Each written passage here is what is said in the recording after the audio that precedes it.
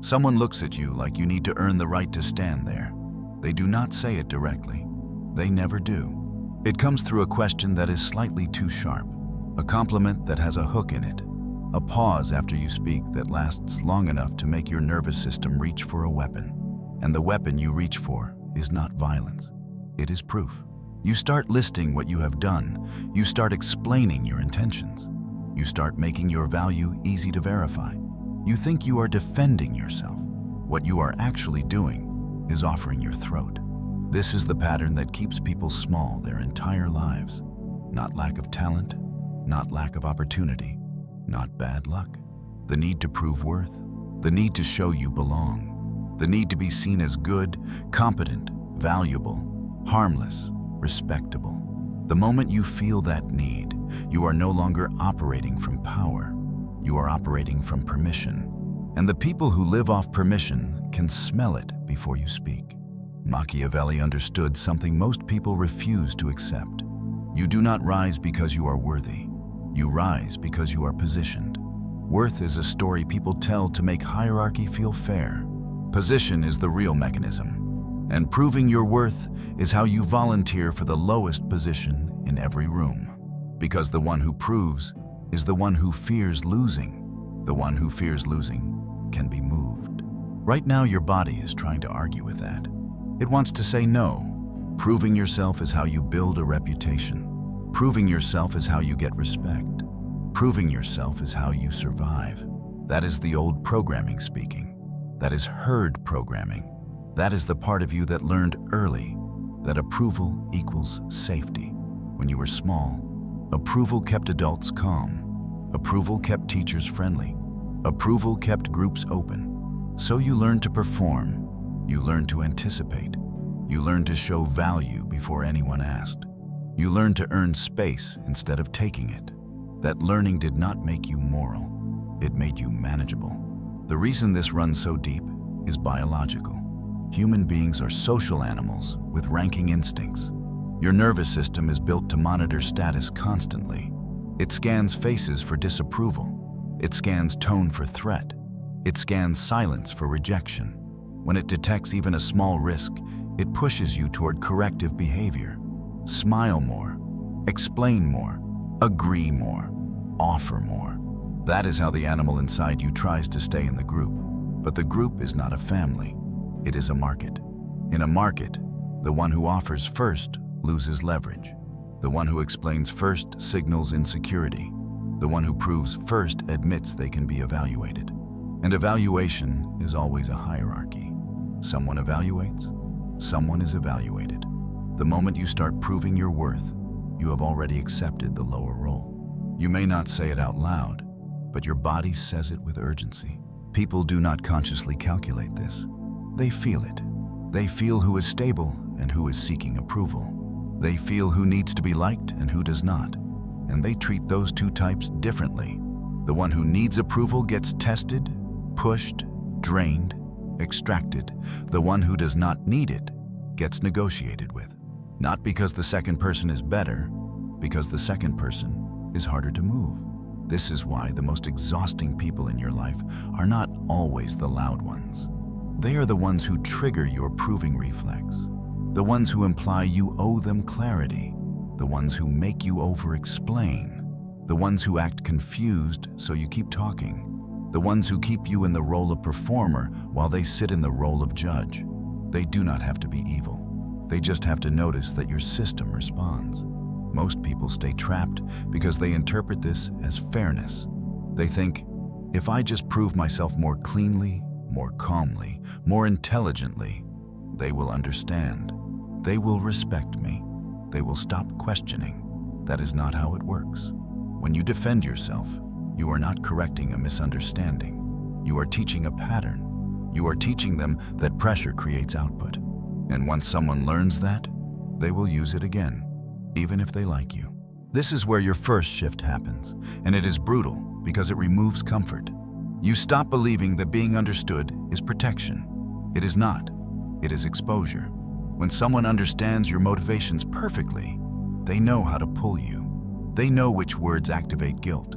They know which tone activates urgency. They know which accusation makes you reach for proof. They know your buttons because you proudly labeled them for them. So you stop doing that. You stop proving. Not because you are trying to look mysterious, not because you are playing games, because you finally understand that your worth is not a debate. Debates are arenas. Arenas require spectators. Spectators require approval. Approval is the leash. Now watch what happens when you remove the leash. The first time you do it, your body will panic, someone will question you, and you will feel the old heat rise. Your mind will generate the perfect explanation. It will be logical, it will be ethical, it will be clean, it will even be true. And you will feel how easy it would be to release the pressure by speaking. That is the addiction, the relief of explaining, the instant drop in tension when you talk. That relief is what trained you, not truth, relief. If you want power, you stop paying for relief with your status. You let the tension stay in the room. You let them hold their question. You let them sit with the possibility that you do not need to be evaluated. You respond, but you respond without offering proof. Short, calm, final. You do not feed the frame. You do not argue inside it. The person in front of you might push again. They might smile to soften it. They might joke. They might add urgency. They might say, "I am just trying to understand. Understand this." That sentence is often a trap. When people say they are just trying to understand, they are often trying to position you. They want you to give them a handle. They want you to hand them the story of you so they can hold it and reshape it. You do not give them the handle. You begin to operate from a new rule. If someone needs you to prove your worth, they are already telling you how they see you. And you cannot negotiate your way out of that. The more you negotiate, the more you confirm the frame that you are beneath their judgment. So you stop negotiating. You start observing. Observation is colder than defense. That is why it works. When you stop proving, the room changes. It does not explode. It tightens. People become more careful, or they become more obvious. Both are useful. The careful ones are adjusting because they sense you are not easy to move. The obvious ones are escalating because they were relying on your old reflex. This is the first part of the lesson, and it is simple. Stop proving your worth, because proving is submission. The body wants to submit so it can feel safe. The strategist does not care about safety. The strategist cares about position. Safety makes you predictable. Predictability makes you usable. Now you move into the second part, and it is where most people break, because it turns inward. You think proving your worth is something you do for others. That is only half of it. The deeper problem is that you prove your worth to yourself. You wake up and you audit your value. You measure your day by how much you impressed. You measure your identity by how much you produced. You measure your right to rest by how much you earned. That is not ambition. That is captivity. This is why you cannot stop proving just by changing what you say in public. You have to change the internal contract you are living under. Right now, you treat your worth like a currency that must be earned daily. If you do not earn it, you feel anxiety. If you do earn it, you feel temporary relief. That is the same addiction pattern. Relief again. You are not building power. You are chasing relief. And the people around you can sense that chase. Machiavelli would tell you to stop confusing effort with authority. Authority does not come from strain. It comes from inevitability. When you are constantly trying to prove yourself, you are constantly showing that your position is not inevitable. It is conditional. Conditional positions always get tested. So you remove the condition. You decide internally that you are not in negotiation about your worth. This does not mean you become delusional. It means you stop treating every interaction like a trial. You stop giving your nervous system the job of convincing other people. You reclaim that energy and redirect it into outcomes. Outcomes are not proof. Outcomes are gravity. There is a difference. Proof is offered. Gravity is felt. When you offer proof, you are asking someone to accept your value. When you produce outcomes consistently, you are not asking. You are shaping reality. Reality is harder to argue with than your explanation. Most people never reach this because they waste their best hours on emotional labor. They write speeches in their head. They rehearse arguments. They craft messages to be understood. They justify boundaries they never even enforced. They spend their life managing perception instead of building leverage. And then they wonder why they are always tired. You are tired because you have been performing. Stop performing and you will feel something strange. Silence. Not peace. Silence. A heavy quiet where your mind no longer gets dopamine from explaining. That quiet will feel empty at first because you have been using proof as identity. If you are not proving, who are you? That question is the withdrawal symptom. You do not resolve it with motivation. You resolve it with discipline that has no audience. Here is the uncomfortable truth. People who prove their worth are easy to exploit because they will do extra work for invisible approval. They will accept unfair terms to avoid disapproval. They will tolerate disrespect to avoid conflict. They will stay in bad situations to prove loyalty. They call it being a good person. It is not goodness. It is fear. The world is full of systems that feed on this fear. Jobs feed on it. Relationships feed on it. Families feed on it. Social circles feed on it. Anyone who benefits from your overfunctioning will encourage your proving reflex. They will praise your reliability. They will call you strong. They will say they do not know what they would do without you. What they mean is, please do not stop. When you stop proving, you stop being convenient. Convenience was never love. Convenience was usage. This is why the shift will cost you. Not money, not immediately. It will cost you access. You will stop being invited into certain dynamics. Certain people will cool off. Some will become irritated. They will not tell you it is because you stopped proving. They will tell you that you changed. They will say you are distant. They will say you are cold. That is the language people use when they lose control. Do not argue with it. Arguing is proving. You let them say it. You let them feel it.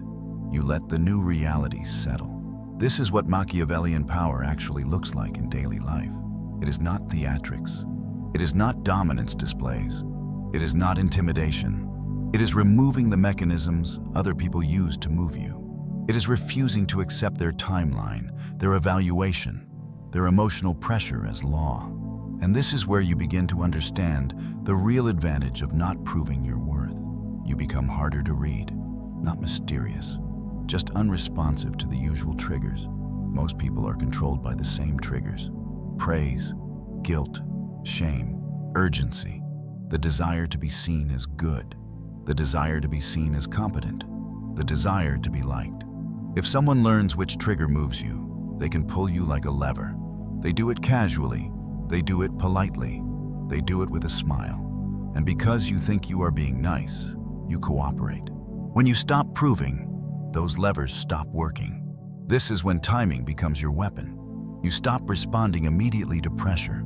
You delay, not as a tactic that you show, as a default. You let the message sit. You let the request hang.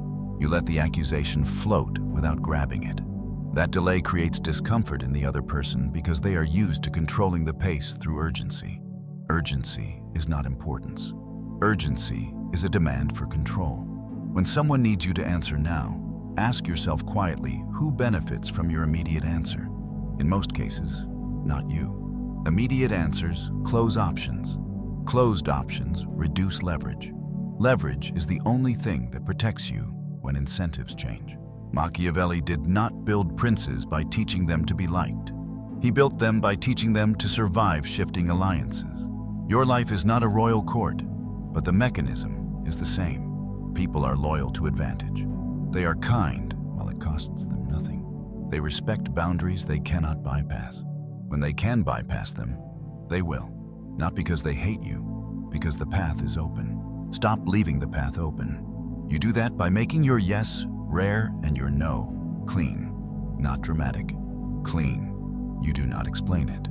Explanation invites negotiation. Negotiation invites pressure. Pressure invites proving. So you end the loop before it starts. This is the second part. You stop proving externally and internally. You stop paying for relief with your status. You stop being convenient. You stop treating approval as oxygen. You let the world adjust to your structure instead of adjusting to theirs. Now the third part is where the lesson becomes permanent, because this is where you face the most dangerous moment. The moment when you do not prove, and the room does not reward you. The room does not apologize. The room does not suddenly respect you. The room simply goes quiet. And inside that quiet, you will feel an old fear rise. The fear that if you do not prove your worth, you will be discarded. Good. That fear is real in one sense. Some people will discard you. That is not a tragedy. That is the sorting. The people who only valued you for what you provided will fade when you stop providing it for free. The people who used your proving as entertainment will lose interest when you stop performing. The people who relied on your emotional output to regulate themselves will seek a new source. Let them. If you chase them, you prove. If you explain, you prove. If you try to be understood, you prove. You will feel the urge to repair. You will feel the urge to clarify. You will feel the urge to show that you are still good, still loyal, still the same. That urge is the last chain. Break it by doing nothing. And understand what nothing actually means here. It does not mean you become passive. It means you become selective about where your energy goes. You stop spending energy on perception and start spending it on positioning. Positioning is built through three things: control of your attention, control of your time, control of your emotional output. Control of attention means you do not obsess over how you are seen. You do not replay conversations to find the perfect explanation. You do not scan for validation in every response. You stop reading the room like a starving man reading a menu. Control of time means you stop being available on demand. You stop responding to urgency like it is a command. You make people wait, not to punish them, but because your time is not open for consumption. Control of emotional output means you stop leaking. Leaking is when your face shows insecurity, your voice shows defensiveness, your words show that you need them to understand. The more you leak, the more others can calibrate how to push. This is why the calm voice is dangerous, not because it intimidates, because it reveals nothing. Most people think emotional honesty is virtue. In private relationships, sometimes it is. In power dynamics, it is often a surrender. The world does not protect honest people. It uses them. Information is value. If you hand it out, someone will spend it. So you become precise. You do not become fake. You become contained. Contained people are not easily pulled into fights. They are not easily baited into over-explaining. They are not easily guilted into performing. They do not chase closure. They do not chase comfort. They let discomfort exist. Discomfort is where the other person reveals themselves. Watch how people react when you stop proving. Some will try to provoke you. They will throw small insults. They will misinterpret you publicly. They will question you indirectly. They will try to force you into defense, because defense is their way of regaining the upper position. If you defend, you give it back. If you stay calm and give them nothing, something subtle happens inside them. They feel exposed, because their tactic required your cooperation. Without your reaction, their move looks like what it is, a move. And the moment someone's move becomes visible, it loses power. This is the real reason Machiavellian thinkers value restraint. Not because restraint is moral, because restraint starves manipulation. Manipulation needs friction. It needs reaction. It needs a nervous system to hook into. When you do not react, you do not provide traction. Now understand the final trap. Once you stop proving, you might start wanting to prove that you stopped proving. You might start performing indifference, performing coldness, performing superiority.